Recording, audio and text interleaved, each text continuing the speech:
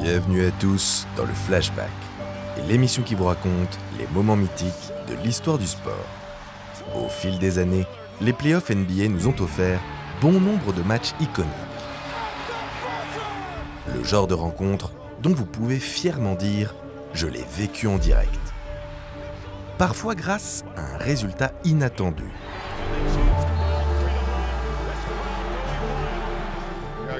À la performance légendaire d'un joueur, ou bien grâce à une rivalité qui anime les esprits. Aujourd'hui, on vous raconte l'histoire d'un match qui a rassemblé tous ces éléments. Un match hors du temps, qui est le fruit d'un homme, Luka Doncic. L'une des plus grosses humiliations de l'histoire des playoffs NBA. Alors on prend notre fidèle machine à remonter le temps, direction l'American Airlines Center, en ce 13 mai 2022. Le jour où un petit prodige slovène a traumatisé tout l'Arizona. Vous êtes prêts? Let's go!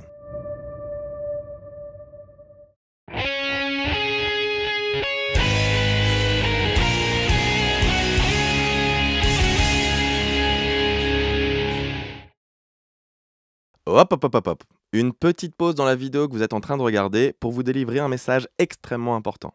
Après 2 ans de travail acharné, le premier livre du crossover La NBA c'est quoi est enfin disponible. Vous pouvez retrouver ce livre dès maintenant sur notre shop. Donc concrètement, notre livre c'est quoi? C'est la plume de Frank Berthaud, c'est les illustrations de Ferry Gouv. Et pour ceux qui ne savent pas, Ferry Gouv, c'est l'illustrateur et le DA de Major Lazer. Notre livre, c'est 180 pages, 14 chapitres, et c'est surtout l'histoire de la NBA à travers les moves iconiques. Et cerise sur le gâteau, une préface de Nicolas Batum, le destructeur de Slovènes trop présomptueux. Alors rendez-vous dès maintenant en description pour vous procurer notre premier livre, La NBA c'est quoi? Je vous dis à très vite et on se retrouve en description sur le shop. Il y a de ces joueurs dont on sait presque immédiatement qu'ils vont marquer l'histoire. Ceux qui n'ont pas besoin d'un temps d'adaptation, qui dès leur saison rookie font de la Grande Ligue leur terrain de jeu. C'est le cas d'un certain meneur slovène dont nous vous avons déjà conté les débuts tonitruants dans un premier épisode du Flashback.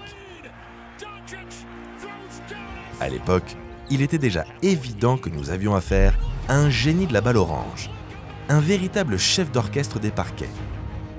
Un système à lui tout seul, comme le dirait si bien un célèbre barbu. Pourtant, il a réussi à dépasser les attentes placées en lui depuis. Au-delà de ses capacités balle en main, Doncic s'est imposé comme un joueur ultra clutch, un trash talker avéré et un très mauvais perdant qui n'oublie rien ni personne.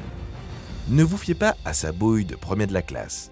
Sous son sourire angélique, Luka est bel et bien un killer.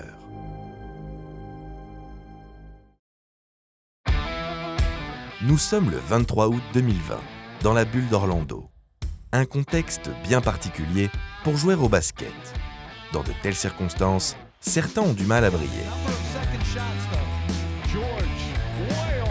Pas Luka Doncic. Il a connu des matchs à élimination sur le parquet du CSKA Moscou à 18 ans. Autant vous dire que ce n'est pas le Disney World Resort qui risque de le déstabiliser. Pourtant, le meneur des Mavs n'est qu'un sophomore qui goûte à ses premiers playoffs.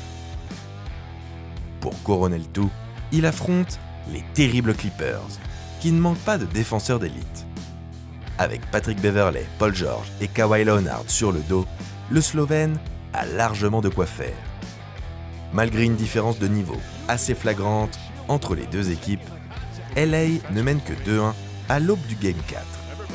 Luka s'apprête alors à livrer une performance d'anthologie. Le genre de rencontre qui vous place officiellement parmi les plus grandes superstars de la ligue. Sans un Kristaps Porzingis, une nouvelle fois blessé, Doncic prend le match à son compte et fait vivre un enfer à chaque Clipper qui tente de le défendre. Il faut juste se rendre à l'évidence. Luka est trop fort, trop clutch. 43 points, 17 rebonds, 16 passes décisives. Si cette ligne de stats vous paraît complètement insensée, c'est qu'elle est inédite à ce stade de la compétition. Luka Magic n'a jamais aussi bien porté son nom. Les Mavs finissent par s'incliner logiquement au terme de la série. Une défaite qui passe presque au second plan, tant les performances titanesques du prodige slovène ont accaparé toute l'attention médiatique. Devant nos yeux ébahis, Luka vient d'écrire l'histoire.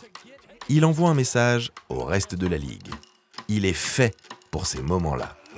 Et peu importe son supporting cast, il ne reculera devant rien ni personne. Les années passent et Doncic monte en puissance. Malgré son jeune âge, il s'impose très rapidement comme l'un des joueurs les plus dominants de la ligue. Chaque saison, il apparaît comme un candidat crédible au titre de MVP. Pourtant, lorsqu'on regarde le physique du bonhomme, on a du mal à croire qu'il terrorise les défenses adverses. C'est précisément ce qui fait de lui un joueur si spécial. Il est à contretemps d'une NBA où les joueurs sont toujours plus athlétiques et rapides. Tout ce qu'il nous a montré lors de sa saison rookie, il le reproduit en mieux et avec une régularité folle. Un passeur de génie avec des yeux dans le dos qui distribue caviar sur caviar. Un scoreur inarrêtable, n'importe où sur le parquet. Qui plus est, difficile de trouver un plus gros QI basket que celui d'El Niño Maravilla. Un cauchemar pour les défenseurs et aussi pour les arbitres. Cependant, il est freiné par des effectifs mal construits, trop faibles et pas assez équilibrés. Son duo avec Porzingis ne prend pas. Le laiton est souvent absent et ils ont du mal à créer une vraie synergie sur le terrain. Et en dehors, le duo ne respire pas l'amour fou. Ainsi, Luka se retrouve souvent à devoir tout faire tout seul. Mais le développement de Doncic n'est pas que positif. On vous l'a dit, c'est un killer et un mauvais perdant. Il passe beaucoup de temps à râler auprès des arbitres. Parfois à tort, parfois à raison. Mais peu importe, il ne s'agit pas d'un comportement de leader. Surtout quand il ne se donne pas à fond sur son repli défensif pour pouvoir s'expliquer. Il en finit même exclu par moments. En bref, il handicape son équipe plus d'une fois par son comportement de gosse pourri gâté.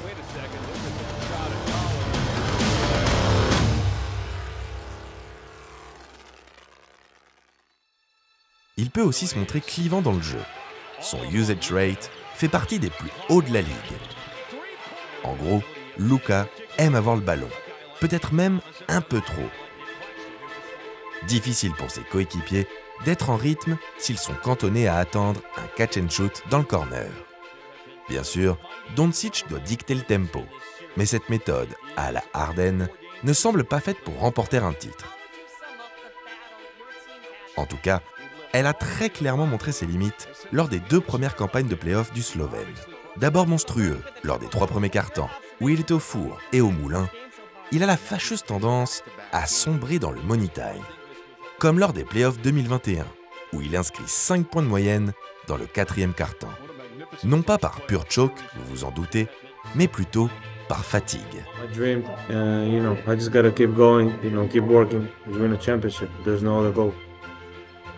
C'est peut-être ce qui a précipité le départ de Porzingis, qui brille d'ailleurs partout où il passe depuis son départ du Texas. Le laiton est échangé contre Spencer Dinwiddie et Davis Bertans. Pas de quoi rassurer les fans de Dallas. À l'aube des playoffs 2022, le Wonderboy se retrouve donc sans véritable costard. Pas de lieutenant à proprement parler pour l'épauler dans la jungle de la conférence Ouest. On ne vend pas cher de la peau de ces Mavericks. Surtout qu'en face, il y a de sacrés clients. Les grands Warriors sont de retour. Et les Suns, finalistes en titre, viennent de rouler sur la saison régulière. Sans oublier une meute de jeunes Grizzlies affamés. Des équipes bien mieux armées pour la post-season. Mais si on accorde tout de même le bénéfice du doute aux Mavs, c'est avant tout parce que Luka Doncic est différent. Un joueur d'une trempe extrêmement rare, l'un des seuls au monde capable de remporter un match à lui tout seul. Il l'a déjà prouvé en Europe et en NBA. Quand le Slovène est sur le terrain, il y a toujours de l'espoir, peu importe les circonstances. Alors, quand on apprend que Doncic est absent pour le début des playoffs, on imagine déjà le pire. Une nouvelle saison frustrante qui s'arrête au premier tour pour les Texans.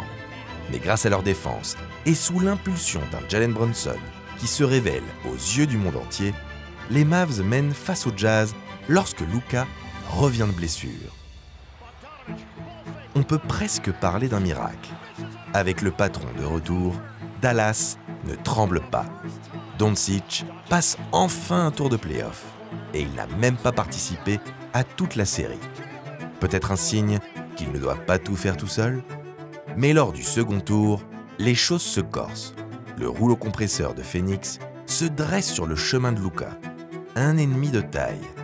Sur les 2 premiers matchs, la différence de talent entre les 2 effectifs se fait ressentir. 2 victoires nettes et sans bavure, malgré les prouesses habituelles du Slovène. Frustré, il commence déjà à se chamailler avec des fans adverses. Ah ça, pour être mauvais perdant.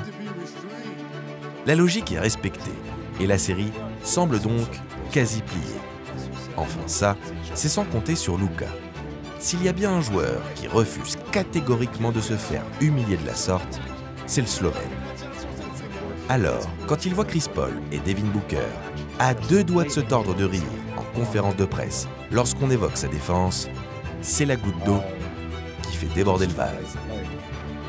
À la maison, les Mavericks resserrent les boulons en défense et égalisent dans la série. Pourtant, Luka n'est même pas le meilleur scoreur sur ces 2 matchs à domicile. L'effort a été collectif. Mais le duel Booker-Doncic continue de vampiriser les débats et il s'apprête à prendre une tournure inattendue. Nous avons établi que le meneur de Dallas possède un fort tempérament. Il perd vite son calme et passe beaucoup de temps à râler. Pour autant, il ne compte pas encore de réelle embrouille à son actif.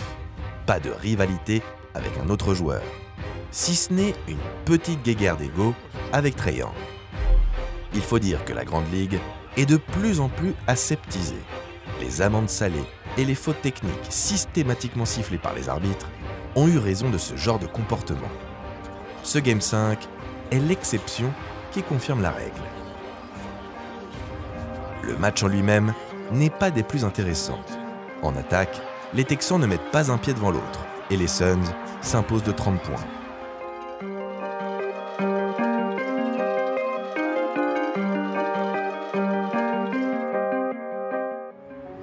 Du coup, Devin Booker en profite pour lancer quelques pics à Doncic, notamment en insinuant que le Slovène floppe et réclame constamment des fautes.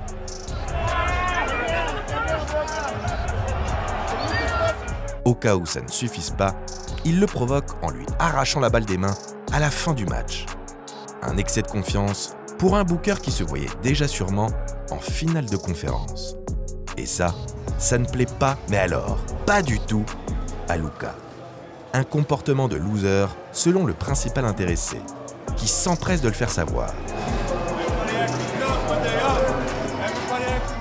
S'il y a bien un joueur qu'il ne fallait pas énerver, c'est Doncic. Comme s'il avait besoin de motivation supplémentaire. Une rivalité est née. Et le Game 6 a déjà une odeur de revanche. Et revanche, il y a. Le match est très vite plié. Devin Booker n'est pas au niveau et Luka fait le show. Quand il a l'opportunité de scorer sur l'arrière des Suns, il le fait avec plaisir et ne se prive pas pour flex au passage. Les 2 joueurs ne s'aiment pas, pour notre plus grand plaisir. Entre les 2 équipes et les 2 stars, la tension a atteint son paroxysme. Le scénario rêvé pour un Game 7. Un match décisif où les plus grands s'élèvent au-dessus du commun des mortels, où être bon ne suffit pas. Un Game 7 ne se joue pas, il se gagne.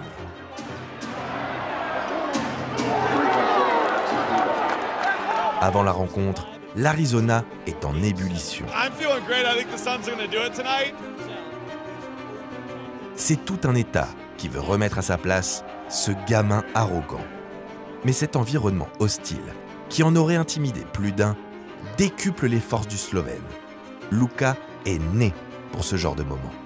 Un match à élimination, dans une salle chauffée à blanc, face à un adversaire plus fort sur le papier, et avec la star adverse en guise d'ennemi, toutes les conditions sont réunies pour assister à une masterclass du maestro.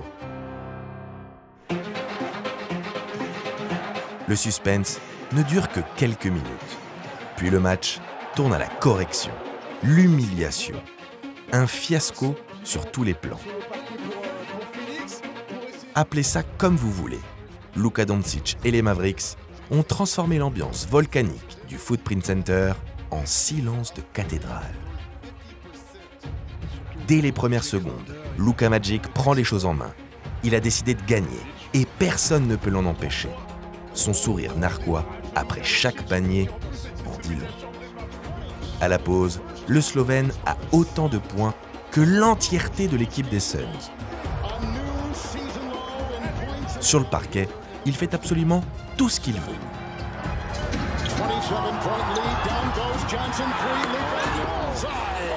De l'autre côté, les Suns croulent sous la pression.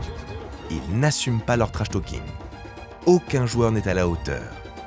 Les deux stars, Booker et CP3, n'ont rentré aucun tir en première mi-temps.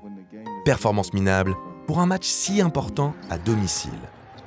En seconde période, Dallas atteint même les 50 points d'avance, nous offrant par ailleurs ce cliché qui mérite amplement sa place au Hall of Fame des photos NBA. Eh oui, Devin, on récolte ce que l'on sème. This shot will hang on permanent display in the Museum of Ass Kickings. People are going to travel from all over to reminisce about the time the Phoenix Suns lost by 33 points in a Game 7. Got clowned at home as the heavy favorite, 123-90. And hey, y'all, it wasn't even as close as the score sounds. Les Mavericks choquent le monde entier et renversent les Suns, grands favoris. Sur la série, Doncic termine au total avec plus de points que Booker, plus de passes décisives que CP3, plus de rebonds que Ayton et plus d'interceptions que Mikal Bridges.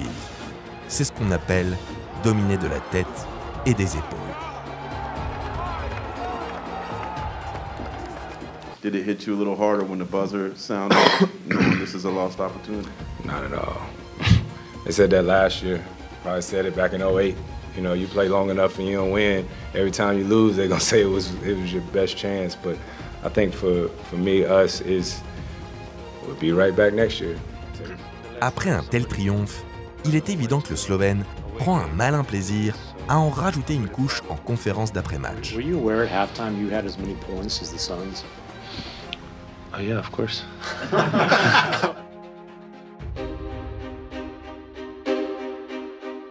Avec du recul, on peut affirmer que la provocation des Suns, et surtout de Devin Booker, est l'une des pires décisions de l'histoire récente de la NBA. Car les superstars sont nombreuses en NBA. Le talent ne manque pas. Mais ce qui sépare ces superstars des plus grandes légendes, c'est cette mentalité de killer. Ces joueurs pour qui la défaite est une phobie. Ils ont la gagne dans le sang. À l'image d'un Jordan, d'un Kobe ou d'un Larry Bird. C'est quelque chose qui ne s'apprend pas, c'est inné. Luka Doncic en fait partie. Aucune situation ne lui fait peur. Aucun adversaire ne l'intimide. À la fois un poète et un assassin balle en main. Et ce n'est que le début.